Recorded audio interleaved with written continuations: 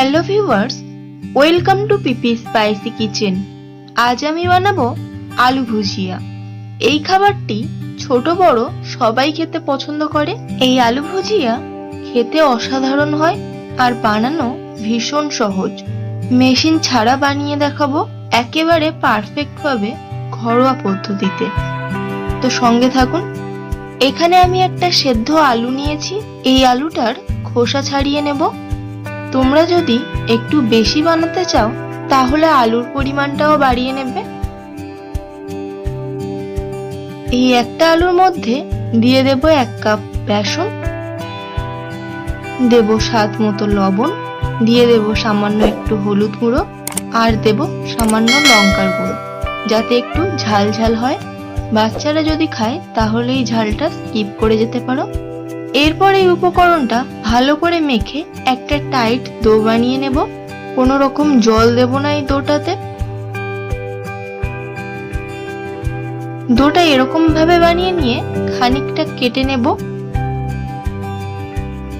এই যে ডোটা, এটা মেশিন ছাড়া বানাবো, আর মেশিনে বানানোর জন্য এরকম টাইট ডো লাগবে।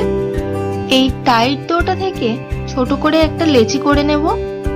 এরপর হাতের সাহায্যে এটাকে একটু লম্বা করে নেব। আমার কাছে ছোট্ট এরকম একটা মেশিন রয়েছে। এই মেশিনের মধ্যে পুরটা দিয়ে দেব।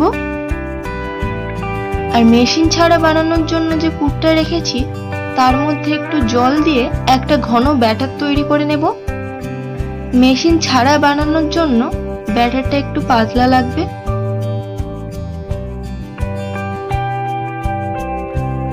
তো এরকম ঘনত্বের একটা ব্যাটার তৈরি করে নিয়েছি। আর একটা জলের বোতলের মুখ এরকম ভাবে ফুটো করে নিয়েছি। এরপর এই ব্যাটারটা বোতলের মধ্যে নিয়ে নেব। কড়াইতে বেশ খানিকটা রিফাইন অয়েল দিয়ে প্রথমে মেশিনে আলু ভুজিয়াটা ভেজে নেব। গ্যাসের ফ্লেমটা একেবারে লো রাখতে হবে আর টাইম নিয়ে 1 থেকে 1.5 মিনিট ধরে ভাজতে হবে।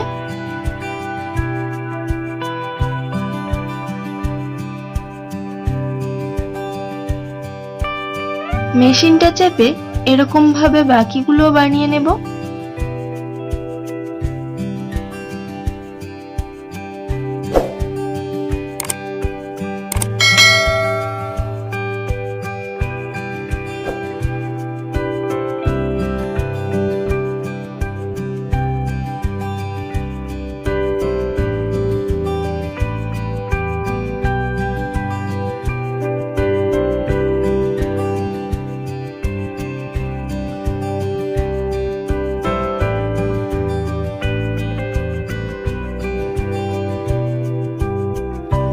তো এরকম ভাবে মেশিনের সবগুলো বানিয়ে নিলাম।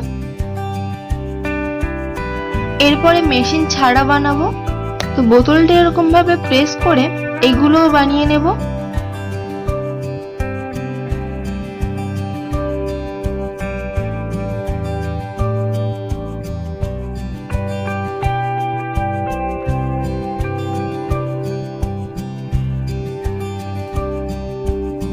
এরপর আলু ভুজিয়াগুলো ভাঙার পর সবগুলো সমান শেপে চলে আসবে। তো এই সহজ আলু ভুজিয়া রেসিপি তোমাদের কেমন লাগলো কমেন্ট করে অবশ্যই জানাবে। ভালো লাগলে একটা লাইক, আর আমার চ্যানেলে যারা নতুন তাদের কাছে অনুরোধ চ্যানেলটিকে সাবস্ক্রাইব করে পাশে থাকার। সবাই ভালো থাকবে। আবার ফিরবো নতুন কোনো রেসিপির ভিডিও নিয়ে।